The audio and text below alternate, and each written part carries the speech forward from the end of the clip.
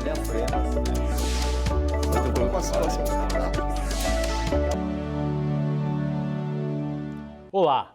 No programa Em Discussão especial de hoje, vamos falar de bioimpressão e como ela pode ajudar aí a reduzir as filas dos transplantes de fígado na rede pública. Eu recebo aqui nos estúdios da Rede Alesp o doutor Ernesto Goulart, que é doutor em genética. Seja bem-vindo à Rede Alesp, doutor Ernesto. Primeiro falar um pouquinho dessas doenças hepáticas, né? Qual a situação que causa, né, um transplante de fígado, de forma bem didática para o telespectador da TV Alesp. Seja bem-vindo. Obrigado, Guga. Obrigado aos telespectadores da Rede TV Alesp.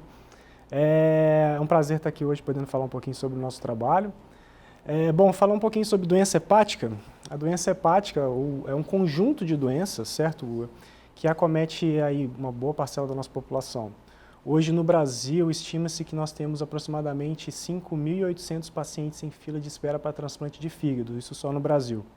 No mundo são realizados aí aproximadamente 20 mil transplantes de fígado por ano. A doença hepática ela pode começar por diversos fatores. A maioria deles são fatores ambientais, como por exemplo o abuso e o consumo excessivo de álcool. Ou então, por exemplo, por patologias, infecções como por exemplo a hepatite C, que é muito frequente na nossa população. Essas patologias elas iniciam um processo inflamatório no fígado que é bastante resistente e que isso leva a uma deposição excessiva de tecido fibroso, como se fosse um processo de cicatrização desse fígado. Esse excessivo processo de cicatrização, que é também chamado de cirrose hepática, leva ao acometimento do paciente e, por ser uma doença de progressão silenciosa, não há uma manifestação clínica inicial muito evidente, se não acompanhado devidamente por exames laboratoriais de rotina, o paciente ele começa a evoluir para um quadro de insuficiência hepática, que é a maioria dos casos em que acontece quando o paciente é diagnosticado. Então, normalmente o paciente ele desenvolve ascite, que é aquela distensão abdominal característica, fica ictérico, com a pele um pouco amarelada. Normalmente esses pacientes eles já são, na maioria dos casos, indicados à realização de transplantes, que é a única alternativa efetiva para esses pacientes no momento. Agora, doutor, existem pacientes mais propensos pela questão genética a desenvolver essas doenças? Existe, é uma ótima pergunta. Existem fatores genéticos que levam o paciente a ter maior susceptibilidade de desenvolver isso. O próprio alcoolismo também tem uma associação genética muito forte. Mas também existe um outro tipo de doença, que é uma doença hoje muito frequente na nossa população, que é a chamada de esteatose hepática não alcoólica. Esteatose hepática é o acúmulo excessivo de gordura no fígado, também chamado de fígado gorduroso. Ele era muito associado ao consumo de álcool. Mas notou-se que pessoas que não bebem e têm. Desenvolvem. Hoje estima-se que 25% da população mundial esteja acometido por essa doença, que é muito associada a diabetes e obesidade, que é uma epidemia hoje no mundo. E quanto é importante, o senhor tocou no ponto da esteatose hepática, o que ela pode evoluir dentro do quadro do paciente? Como o senhor falou, cerca de 25% da população tem. E geralmente, quando você vai no médico, ele fala, você está com gordura no fígado, mas é GAL1, GAL2, GAL3, e praticamente ele só te indica uma dieta. Digo que eu tenho esteatose hepática. Pois exatamente. Exato. Se controlado, diagnosticado com antecedência, é possível controlar mudando hábitos como, por exemplo, os hábitos alimentares, exercício físico. Mas se isso progride sem um devido tratamento, isso pode iniciar um processo inflamatório e iniciar um processo cirrótico, que aí sim, aí não seria desejável o paciente. Tem algum fator de ligação com câncer, não? Tem, exatamente. A cirrose, ela é um dos fatores que desencadeia o surgimento de cânceres, de tumores hepáticos, também chamado de hepatocarcinoma celular, que é a quarta causa de maior morte entre todos os tipos de tumores. Agora vamos entrar no tema de hoje, bioimpressão 3D. O que é? A bioimpressão 3D, Guga, é uma das formas que nós utilizamos hoje para fabricar tecidos biológicos em laboratório. Então hoje, como eu falei, nós temos uma demanda muito alta para transplante de órgãos, não só o fígado, mas como outros órgãos também. Só que a disponibilidade de doadores não acompanha o crescimento dessa necessidade. Então, a população ela envelhece cada vez mais saudável, de forma saudável, e a demanda por esses órgãos aumenta. Então, tem se pesquisado muito estratégias de suprir essa necessidade. E a bioimpressão é uma dessas formas. Então, combinando as tecnologias de cultura de células e células-tronco com a manufatura aditiva, que é muito parecido com aquele processo de impressão de plásticos, de materiais plásticos, né? Então, a gente vai depositando camadas por camadas de material, a gente consegue hoje fazer isso, só que com células, com tecidos vivos. Seria de uma forma leiga a criação de um órgão artificial mesmo? É exatamente isso. Esse é o objetivo da pesquisa, Guga. Então, no nosso laboratório hoje, nós coletamos células de doadores, trabalhamos nessas células no nosso laboratório e incorporamos essas células dentro de do material que nós chamamos de biotinta. Essa biotinta, ela é então utilizada nos nossos equipamentos para imprimir esse tecido. E o mais incrível, Guga, que no final desse processo todo, o tecido é um tecido que funciona, um tecido funcional. Então, ele funciona como um fígado. Muito interessante. Agora, voltando um pouquinho ao nosso início do programa, a esteatose hepática, ela dá sintomas? A esteatose hepática, ela dá certos sintomas sim, dá um certo desconforto, o paciente pode ter um início de um processo ictérico também, mas ela só é diagnosticada quando o paciente ele vai ao médico. E isso pode ser diagnosticado através do exame de ultrassom, né? Exames de ultrassom, exames de rotina também. E esses vários graus dela, como é que funciona? Até 3 graus, é isso? Isso. Ela vai evoluindo, né? Então, se é um processo que acabou de começar, isso é reversível, isso é totalmente reversível. O fígado tem uma característica impressionante. O fígado tem uma capacidade de regeneração que é praticamente única. Se você tirar 70% do seu fígado, fazer uma cirurgia de hepatectomia parcial, 30% do seu fígado consegue realizar todas as atividades normais. Então, esse é uma vantagem e uma desvantagem. Uma vantagem porque é um órgão com essa plasticidade enorme, mas é uma desvantagem porque isso se torna, o desenvolvimento de patologias se torna um processo silencioso. Então, por isso que precisa de acompanhamento com os médicos. Agora, doutor, voltando à bioimpressão 3D, imprimir órgãos numa impressora, parece coisa ligada à realidade virtual, coisa de ficção científica. Como é que hoje, cientificamente, vocês veem isso no Brasil? Olha, isso já é uma realidade, certo? É muito interessante esse ponto que você comentou, Guga, porque a ficção científica já previu isso há algum tempo, né? A gente lembra de alguns desenhos, alguns seriados já mostravam isso, né? E a ficção científica, na minha humilde opinião, eu acho que é uma ferramenta muito potente da criatividade humana, né? Que você desenvolve todo seu potencial criativo sem um nexo com a realidade. E a ciência, ela busca criar ferramentas que tornem isso viável. Hoje já é possível fazer isso e hoje a gente faz isso no Brasil. Nós publicamos na sexta-feira passada, na semana passada, um artigo em que nós fomos os primeiros no mundo a conseguir imprimir um tecido hepático utilizando bioimpressão 3D, oriundo 100% de um único doador, a partir de células-tronco que nós derivamos no nosso laboratório. Esse processo, desde a coleta, que é uma coleta de sangue, igual que a gente faz em exames laboratoriais de rotina, a partir de uma simples coleta, depois de 90 dias, hoje no nosso laboratório, nós conseguimos produzir um fígado a partir dessa tecnologia. Agora, doutor, qual o estágio que se encontram as pesquisas ligadas? Eu perguntaria por que, né, na pesquisa de vocês escolheram o fígado para fazer essa pesquisa. Hoje, Guga, nós estamos no seguinte ponto. Nós já sabemos imprimir os tecidos, nós sabemos que eles funcionam como fígado. Agora, para isso chegar à clínica, nós precisamos fazer um escalonamento dessa tecnologia. Hoje nós conseguimos imprimir estruturas muito pequenas, como se fossem protótipos. Esses protótipos nós já mostramos que funcionam. Para isso chegar à clínica, nós precisamos crescer isso e não colocar um tamanho considerável. O fígado é o maior órgão interno do nosso corpo, então a gente precisa produzir muito. Mas essa tecnologia ela é totalmente escalonável. Então o que nós precisamos hoje é de investimento, se nós quisermos chegar isso ao paciente. Toda essa história começou, Guga, quando a professora Maiana Zatz, há 5 anos atrás, ela conversou com o professor Silvano Raia. O professor Silvano Raia é um médico aposentado da Faculdade de Medicina, da USP, e que foi o pioneiro na técnica de transplante de fígado intervivos no mundo. Ele que desenvolveu a técnica. E ele já está com quase 90 anos e ele não consegue se controlar. Ele não para de não trabalhar. Para, ele é um vanguardista. Entendi. E ele busca sempre essas novas tecnologias e encontrou na Maiana uma grande aliada para desenvolver projetos inovadores como esse. Inclusive, a doutora Maiana tem muitas pesquisas, né? Exatamente. Muito interessante também. Agora eu lhe pergunto, em quanto tempo, na sua visão, isso vai demorar aí para chegar na clínica, na prática? Essa é uma boa pergunta. Do jeito que a tecnologia hoje se encontra, e é importante frisar que isso evolui a cada dia de uma maneira muito rápida, eu imagino que em menos de 10 anos eu não vejo isso numa aplicação no paciente. Só que tem um grande porém.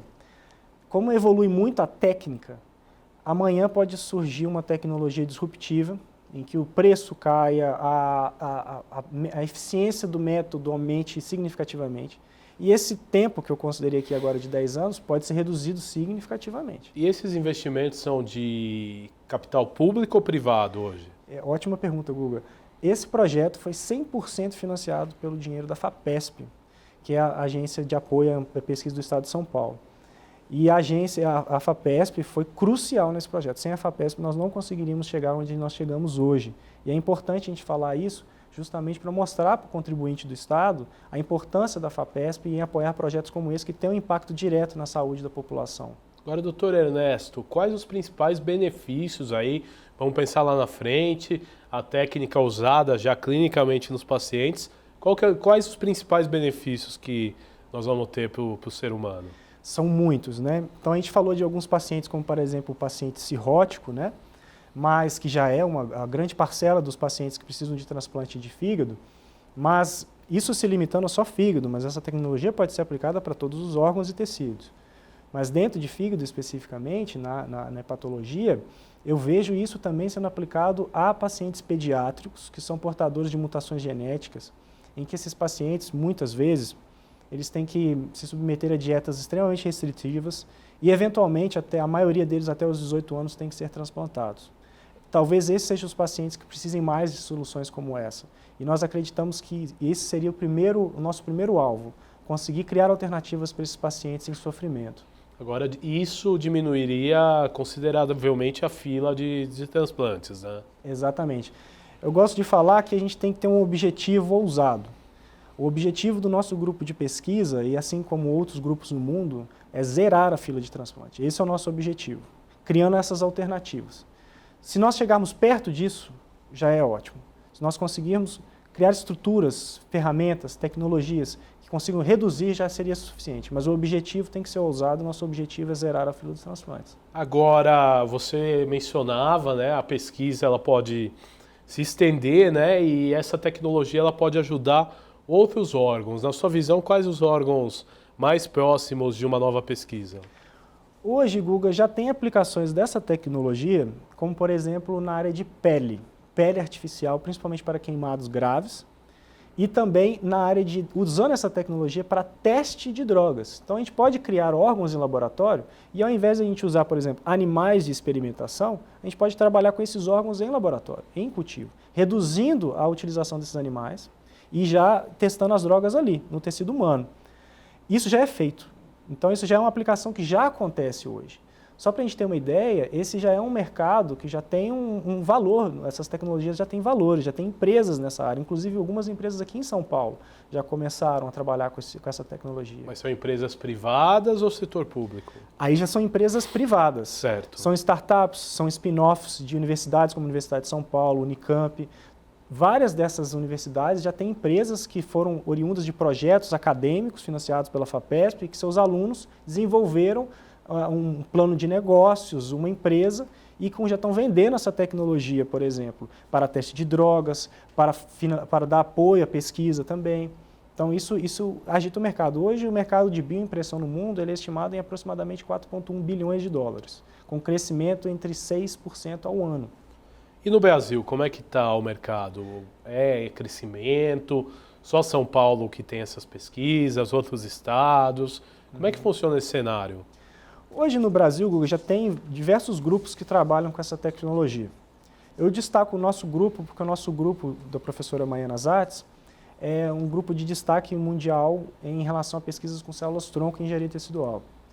Mas eu destaco também várias outras iniciativas, muitas delas aqui em São Paulo, como por exemplo o CTI Renato Ascher, perto da Unicamp. Também temos o INCT Biofabris, que já é uma verba do CNPq.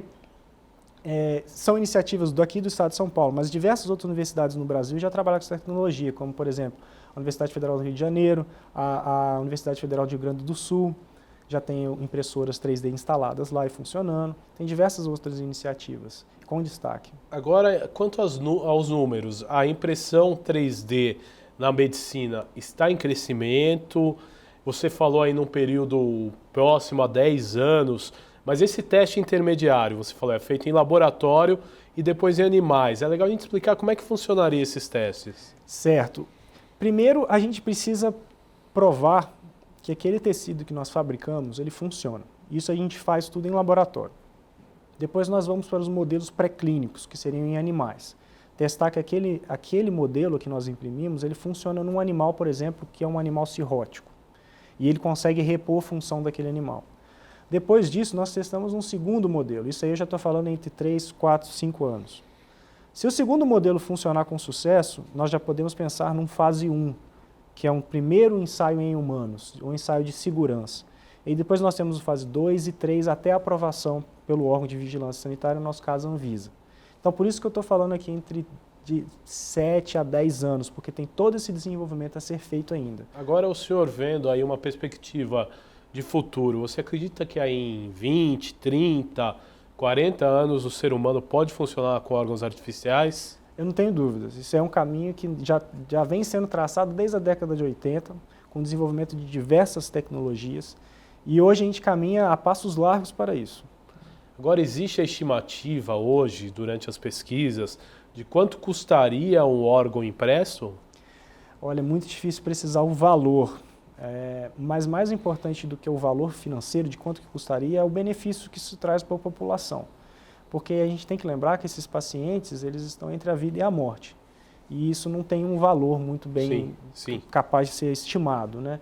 Mas é importante frisar que essas tecnologias, normalmente, elas chegam com um preço alto no começo, porque tem todo esse desenvolvimento a ser feito, mas depois, com o desenvolvimento da tecnologia, o preço cai consideravelmente. Foi assim com todas as terapias medicamentosas, desde o começo da década de 30 até hoje. Agora você fala, todos os órgãos, eles podem ser disponíveis para essa técnica de impressão? Ou seja, todos os órgãos podem ser impressos, na sua visão? Eu não diria todos, assim, mas no papel, sim. Existem órgãos que têm certas nuances que são mais complexas de lidar, outras nem tanto, né? Por exemplo, a pele é um tecido um pouco mais simples, nós temos o fígado, que é possível, já o rim, que já tem um processo de filtração muito pequeno, muito delicado, então aumenta o grau de complexidade. Mas mais interessante, Guga, é que hoje tem tanto investimento nessa área que novas formas de imprimir estão sendo desenvolvidas. E cada desenvolvimento aumenta a resolução, então eu consigo hoje imprimir um capilar sanguíneo, coisa que a gente não conseguia 2 anos atrás. Então isso tem evoluído muito, muito rápido. E tem grandes universidades nos Estados Unidos, como o MIT e Harvard, que estão investindo muito dinheiro nessa tecnologia, no desenvolvimento dessa tecnologia. Agora, qual que é o material usado para desenvolver esse órgão? Como eu falei, nós trabalhamos com biotintas, né? Biotintas são hidrogéis. Hidrogéis têm uma composição física muito parecida com o gel de cabelo. Tem essa viscosidade característica. Esses hidrogéis, eles são compostos por polímeros naturais, na sua maioria das vezes. Tá? Então pode ser, por exemplo, colágeno, que é parecido com o que a gente usa em gelatina de cozinha, por exemplo, que são polímeros que, quando transplantados em humanos, não rejeitariam, certo? Eles não podem rejeitar.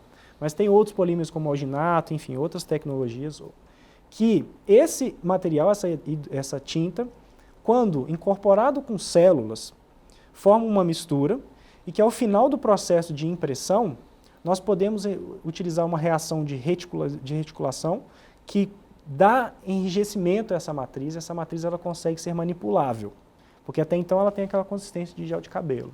E qual seria a duração desses órgãos? É difícil precisar, mas nós, no trabalho que nós publicamos recentemente, nós mostramos que é possível manter por dias, se não meses, esse tecido funcionando em laboratório. Mas para falar exatamente quanto tempo isso vai durar, isso tem que ser testado. Agora vamos pensar, supostamente, né? Você faz um transplante com esse com esse fígado artificial, para dar um benefício de meses para o paciente. Vai ajudar a salvar a vida do paciente, na tua visão? Ajuda. Ou quando chegar no fim da pesquisa, talvez ele já vá durar anos e aí... Um ótimo ponto. É difícil precisar Sim. como que a ciência e a tecnologia vai evoluir nos Seria um próximos efeito anos. paliativo para segurar por mais tempo até que... Exatamente. Existe um tipo de transplante que é chamado de transplante de ponte, que é paciente crítico em espera de transplante, ele vai ser transplantado com tecido que vai ser um paliativo até ele conseguir um transplante definitivo. Então, por isso que é ponte, é para conectar o paciente. Esse tipo de paciente normalmente está em um estágio grave. E se ele não receber nenhuma intervenção, muito provavelmente ele vai evoluir ao óbito. Então, esses tecidos eles podem ser utilizados para esse tipo de paciente. Então, mesmo que o tecido dure 1, 2, 3 meses, se for o suficiente para conseguir conectar esse paciente num transplante de órgão mesmo, sólido, humano, já salvamos uma vida. Agora, doutor, muito se discute também, quando tem pesquisas dessa natureza, né, da questão ética. Muita gente aí fala que às vezes a medicina quer brincar de ser Deus, né? Como é que estão essas discussões nas questões éticas? Guga, como nós trabalhamos com uma célula que tem uma peculiaridade muito interessante, veja, a professora Maiana Zatz foi uma das que discutiu com o Supremo Tribunal Federal a utilização de células-tronco embrionárias, que aí sim existe todo um conflito ético, né? Porque a gente tem que retirar essas células de embriões que são oriundos de clínicas de fertilização assistida. Só que nós utilizamos uma célula, Guga, que nós conseguimos produzir células que são muito parecidas com células embrionárias, só que de indivíduos adultos. Então eu posso tirar uma célula sua hoje, Guga, por exemplo, do seu sangue, como se fosse uma coleta de sangue normal, e produzir uma célula pluripotente como se fosse uma célula embrionária sua, sem ter que retirar isso de um embrião. Então, as discussões éticas, elas impulsionam também desenvolvimentos tecnológicos para evitar justamente e contornar esses problemas. Então, hoje, por exemplo, na técnica de bioimpressão, esse debate ético já foi superado, da utilização de células embrionárias, principalmente. Você acha que mais para frente pode ter mais discussão ou realmente você acha que é um assunto já superado? Nessa parte de células, sim.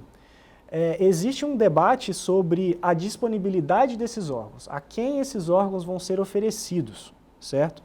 E então aí entra já uma parte de gestão de saúde, que gestão estratégica de saúde, que seria uma parte já no nosso país, por exemplo, gerenciada pelo SUS e pelo Ministério da Saúde. Quem nós vamos oferecer esses órgãos? Na nossa concepção, esses órgãos devem ser oferecidos aos pacientes que mais precisam, não os que necessariamente podem pagar. Então, é isso que a gente tem que debater hoje eticamente, a utilização desses órgãos. Como eles são produzidos pelas células do próprio paciente, não há mais esse debate se estou tirando de um embrião ou não.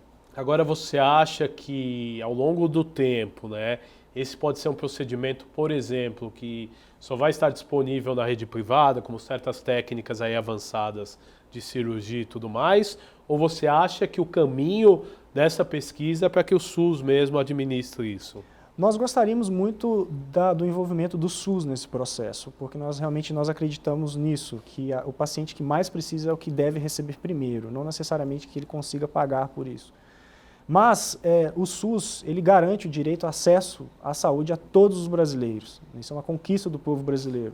Então, nós acreditamos que, mesmo se isso for desenvolvido por uma empresa privada, que na verdade esse é o caminho mais óbvio, né, que isso seja desenvolvido com recursos privados daqui para frente, nós podemos prover esses órgãos, esses tecidos ao SUS também, utilizando o dinheiro do contribuinte da mesma forma. Agora, a população ainda leiga, que queira conhecer um pouco dessas pesquisas, ela pode procurar o Instituto, através da internet, vocês têm algumas publicações. Como funciona da forma mais didática para que o telespectador ele consiga se informar mais sobre essas técnicas? Claro, nosso centro, o Centro de Estudos do Genoma Humano e Células-Tronco, que é um prédio anexo ao Instituto de Biociências da USP, no campus da cidade universitária, tem todas as plataformas de mídias sociais disponíveis. Então nós temos Instagram, nós temos Facebook, Twitter. Se vocês procurarem, chama Genoma USP, só colocar lá Genoma USP, tudo junto, que você encontra todos esses perfis. Nós temos o nosso site também. Agora eu não vou lembrar de cabeça o nome, mas depois eu procuro aqui, a gente já encontra. E lá nós geramos muito conteúdo para toda a população. Nós achamos essencial, Guga. A divulgação, a informação e a comunicação, né? Isso é fundamental, isso é fundamental. Nós queremos que o contribuinte do Estado de São Paulo veja o que nós estamos fazendo com o dinheiro deles, veja os projetos que nós desenvolvemos. Então nós geramos muito conteúdo para explicar de forma didática todos os nossos projetos, esse e outros. E eu convido a todos os telespectadores da TV Alesp a entrar nas nossas plataformas e conhecer um pouquinho mais sobre os nossos projetos. Agora, doutor, o senhor faz pesquisa num dos institutos mais importantes aí, né, no assunto. Quais outros projetos você pode dizer que vocês desenvolvem lá no Instituto com a doutora Mayama? Olha, nós temos muitos projetos interessantíssimos, não só nessa área de engenharia tecidual, mas também com modelagens de doenças. A professora Maiana Zatz tem um histórico belíssimo trabalhando com pesquisas em distrofia muscular de Duchenne, que é um projeto muito forte no nosso laboratório, temos projetos excelentes lá. Nós trabalhamos e prestamos atendimento também a pacientes com autismo, então nós realizamos pesquisa e atendimento a esses pacientes. Nós também trabalhamos com pacientes com malformações craniofaciais, também um atendimento aí já com a professora Maria Rita de Passos Bueno. Nós temos projetos também, que ficou até um pouco famoso recentemente, utilizando o Zika vírus para tratar tumores cerebrais, que foi um projeto que foi desenvolvido e publicado ano passado, patenteado, uma patente brasileira, que está sendo desenvolvida e que a gente espera também desenvolver produtos para os pacientes. E dentro dessa área de engenharia tecidual, qual eu faço parte e coordeno, nós temos diversas outras alternativas também, além da bioimpressão. Então nós estamos produzindo órgãos de diversas formas. Nós temos um laboratório de biofabricação, que é um laboratório 100% dedicado a produzir órgãos em laboratório, no nosso caso dedicado a fígado. Agora, doutora, eu quero agradecer a sua participação aqui no programa Em Discussão Especial. Aqui o espaço sempre está aberto para divulgar essas pesquisas. Muito obrigado. Eu que agradeço, Guga. Obrigado. Até o próximo programa. Este foi o programa Em Discussão Especial, onde falamos das técnicas de bioimpressão. Você pode ver e rever este e outros programas em nosso canal no YouTube. Até nosso próximo encontro. Valeu!